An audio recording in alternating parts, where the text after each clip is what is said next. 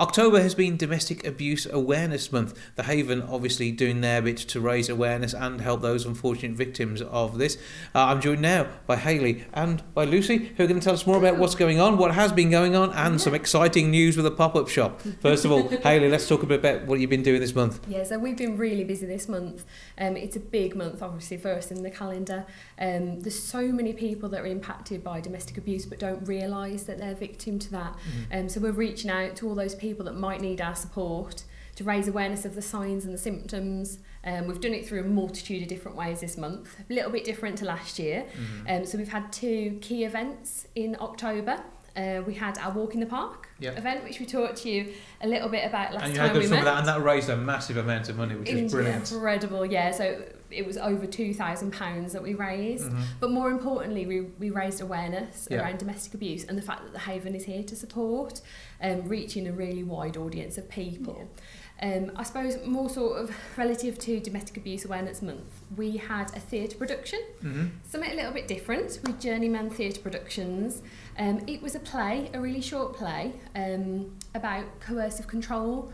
So not all signs of abuse are visible, so very much people associate that with bruises and visible signs, but quite often the most worrying signs are the ones that you can't see. Well, particularly in the days of technology now, it could be abusive emails, text messages, telling someone what to do remotely, control over their social media, not letting them express themselves, and there can be a lot of things which come out of that. And it doesn't even necessarily have to be within a relationship either. It could just be a friendly arrangement that but it turns to abuse through this sort of stuff as well.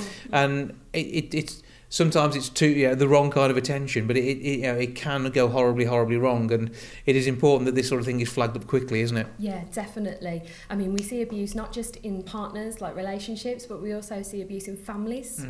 So that's quite prominent, where unfortunately, potentially we've had scenarios in the past where a grandson has abused his grandmother, and like taken money and things. So it can come in all different forms, and really we're just raising awareness for women to spot those signs and speak to us, and get the support that they need, and to know that it's not okay. It's not okay to receive 100 text messages a day. It's not okay for him to want to know your whereabouts every second of the day. And like you mentioned, like stalking and harassment, that is like so prominent at the moment throughout the month as well. Things like people check receipts and things, so if you've got a friend who's always holding on to receipts, it might not just them being careful with their money, it might be them having to explain where the money's every penny they spend, that sort of thing. We've shared a lot of articles this month, haven't we? So the press have been reporting a lot more on domestic abuse, which is great. More still needs to be done, as we would always say, but there's been a lot of things around technology. So we shared a story around a lady who, her partner seemed to know exactly where she was all the time. He was repeating lines from conversations she'd had with her friends. He wasn't even there.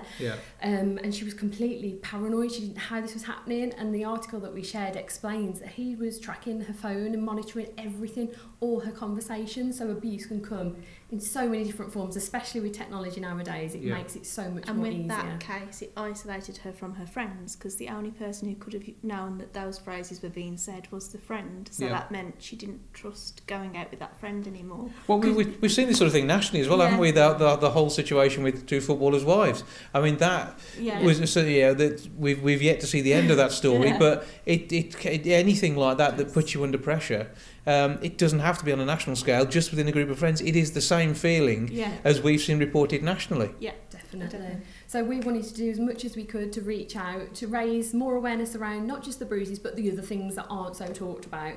So that's what our aim has been for the Domestic Abuse Awareness Month. We feel it's been really successful. We've had great response, and we just hope that by sharing these articles and by running these events, that if we reach just one woman that recognises that what she's going through isn't okay and reaches out for our support, then it's made a difference. And so there's an awareness month, but this goes on 24/7, 365, and it needs to be stopped. It cannot happen. And again, we're seeing stuff in the press, but that's really still only the tip of the iceberg. There are people who are out there who feel that that they should be able to live their lives but can't. And equally, it could be in some cases what can be classed as abusive behaviour is someone being overprotective, and they need to think about what they're doing to make sure it doesn't turn into an abusive situation. So it's both sides. The awareness can work to stop somebody doing it if they've just realised that actually they're going a bit too far when they're not intending to. And it's the way somebody feels about what's been done to them could be very different to the intention sometimes. So it's not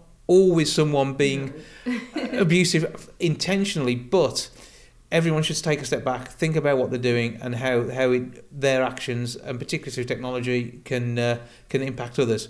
And make sure that you talk about it, and then if you need to call for help, the Haven are here for you. Yeah. Definitely, I couldn't agree more with that statement.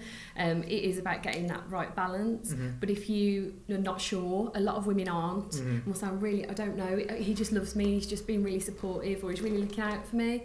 Just speak to a friend, a family, or give us a call. Yeah, you've got a hotline that helps with that sort of stuff. You can be approached. We're not here to judge you.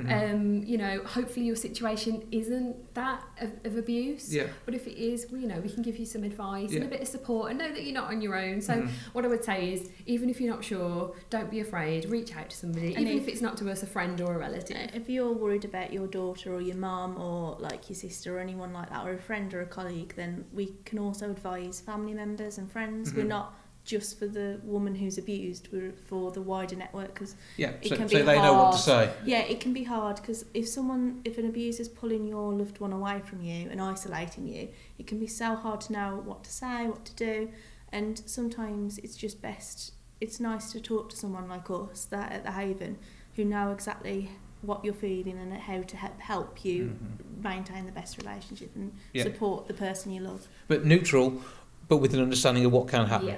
And it's down to an understanding of everybody's situation. Every situation is different, but you've got experience pretty much across the board. The amount of time that Haven has been here, there are counsellors, there are parts of the team who can actually help. We've just celebrated our 46th birthday in October, so you might have seen that on our Facebook. So we have been here for such a long time, and we've developed and we've evolved to cater for women's needs and be there for them as best as we can. So if only 47 years on there wasn't the need for you, but there still is. It's ongoing, and that needs funding, and this is where something like the pop-up shop comes in. Definitely. We're having a one-off on Wednesday the 6th of November, so we're going to have lots of labelled items, brand new.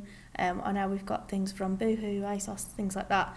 There are other companies available, but potentially not at our shop. It's this shop that we're interested in. But it's open 10 till 4. We're just opposite Iceland, so if you just walk past, we'll have like the signs and the banners up. Once it's gone, it's gone. Not just the clothes, the actual shop's gone. So please get there, grab as much things as you can. This could be a good chance to do some Christmas shopping at bargain prices, couldn't it? I can confirm we have got some Christmas jumpers. Okay, that's all good. And we're selling our Christmas cards, which have been designed by one of the children in Refuge as well. So we've got everything you could want: leaflets, posters, anything like that.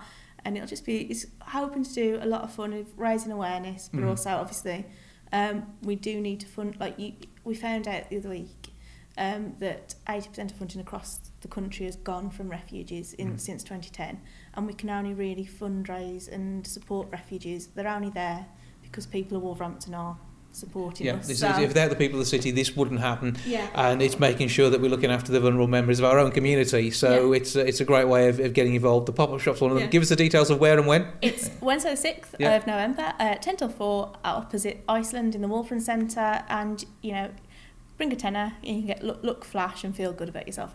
So or more. You can spend more. We'll let you. More's right. There is going to be something there for absolutely everybody as well. Whatever budget you've got, come along and take a little look at it. But you got some other great stuff as well. Things like quizzes on the way. Yeah, we've got our quiz in the 27th of November. So that's part of our 16 Days of Activism or Orange Walls campaign. So that's raising awareness again of the impacts of domestic abuse. But our quiz, it's a festive one. It's fun. It's at the Purton Golf Club. A £5 a person.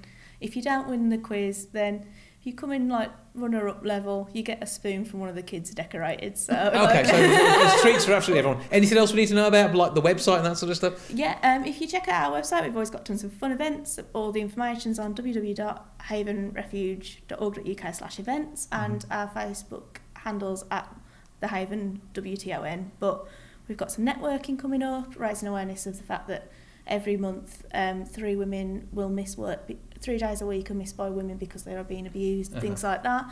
Festive women's networking, like everything, and Christmas cards. Yeah. So all the positive stuff, making you aware of the negatives as well, just so you can be there, help out, and make sure that it's all there. But you're looking for the fun stuff, aren't you? Yeah, I'm pushing the fun stuff. Yeah, and that's the ethos of the whole thing, isn't it? Everyone can have fun to make sure something good comes off the back of all of this. That's what counts. Yeah, definitely. Web address once more time, please. www.havenrefuge.org.uk/events. Hayley and Lucy, thanks for having a chat with us. Have a great time with everything you're doing in the run up to Christmas, and we will be talking Christmas soon as well, won't we? But not too early. So, we're aware it's still the end of October. So. Yeah, okay, that's all good. Thank you again, and we look forward to seeing you soon. Yeah, thank you. Cheers.